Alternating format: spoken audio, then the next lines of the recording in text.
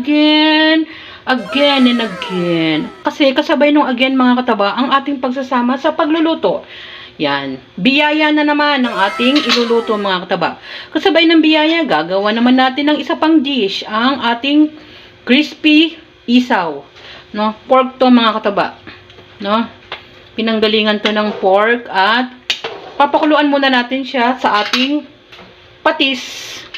Patis to. Naglagay ako ng patis kasabay ng ating bawang, paminta at nilagyan ko ng konting nilagyan ko ng konting Ajinomoto mga kataba. Ayan. Pakukuluan muna natin siya dyan at itatapon natin yung pinagkuluan kasi para matanggal ang pait. Pero nalinis ko na to. Ayan. Naglagay din ako ng laurel. At takpan natin. Ayan. Pabayaan muna natin siya mag-isa. Itatapon na natin yung pinagkuluan mga kataba. Tapos, eto naman, dinidrain ko lang. Bago natin gupit-gupitin ng hindi masyadong malalaki. No, yung mga tama lang ang laki bago tayo mag-fry. No? Tapos, meron tayo ditong ating flour. Hinaluan ko ta ng konting salt and pepper.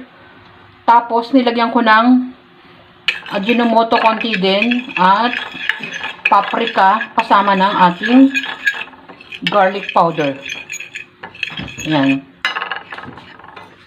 Haluin lang natin para mag-combine. Habang dinidrain natin yung excess na tubig ng ating pinagkuluan. Saka natin siya i-coat dito sa ating flour na may kasamang mga pampalasa. At balikan natin maya-mayang konti, mainit-init pa. Oh, malinis ang kamay ko mga kataba kasi mas magandang malamas ng maayos. No, yung ating mixture kanina, yan.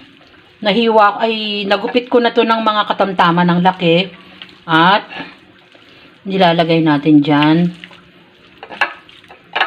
at nilalamas pala natin yan para makoat siya ng maayos at sumama yung mga pampalasa.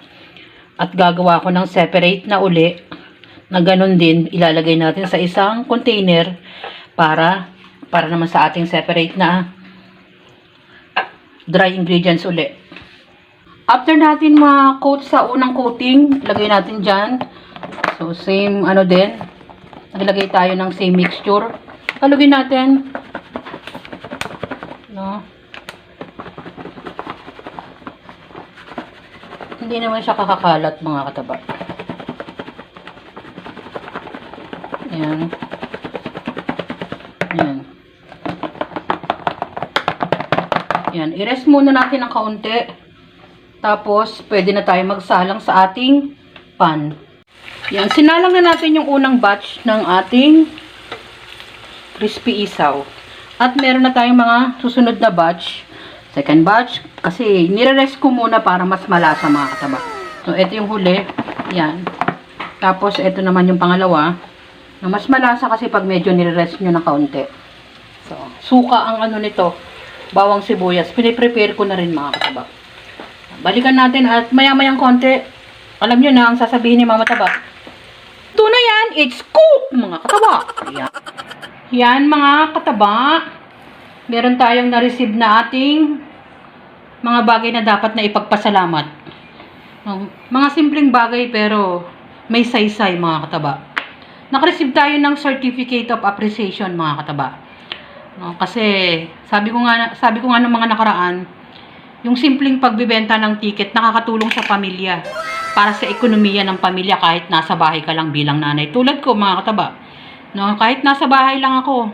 No, maraming dapat na magkaroon ng pagkakabisihan at maging productive pa rin tayo bilang nanay. So binigyan ako ni Tess ng aking head agent ko mga kataba. No, pero ngayon co-owner na siya. Si Tess Corpus. Salamat din kay Shea Bondok. No, sila yung mga founder ng LSM. Naka-receive tayo ng 2 certificate. Yung isa, no, Most Responsible Agent. Oh, thank you very much naman sa appreciation. At hindi naman sa kung ano pa man, pero yung na-appreciate ka mga kataba, maging thankful ka. At yun namang head solicitor para dun sa isang certificate, yan, magkasabay na ibinigay. Salamat kay Tess Corpus at kay Shea Bondok. At nawa marami pa silang matulungan at lumawak pa ang kanilang kumpanya. Kasama naman kami doon na nakikibahagi. At kasabay naman noon mga kataba ang ating token. Yan, nagbigay din si Tess ng token dahil alam niya sumusurrender ng isa kong bag. Yan mga kataba. Pwede na yung pang rampa-rampa ko mga kataba dahil napakasimple ko lang pero tuwan-tuwa naman ako sa binigay niya dahil alam niya kailangan ko yan. So yung mga simpleng bagay mga kataba, lagi kong ipinagpapasalamat. Muli, maraming salamat sa biyaya. Alam nyo ba mga kataba, ang nakahain sa ating mesa ay parehas na biyaya. Ginawa natin siyang crispy isaw at kasama ng kanyang sausawan na suka mga kataba. At ang katabi naman niya ay biyaya mula sa generous na tao din mga kataba. Enjoy, kumain, at magpasalamat naman sa biyayang na-receive. Salamat sa panunood! At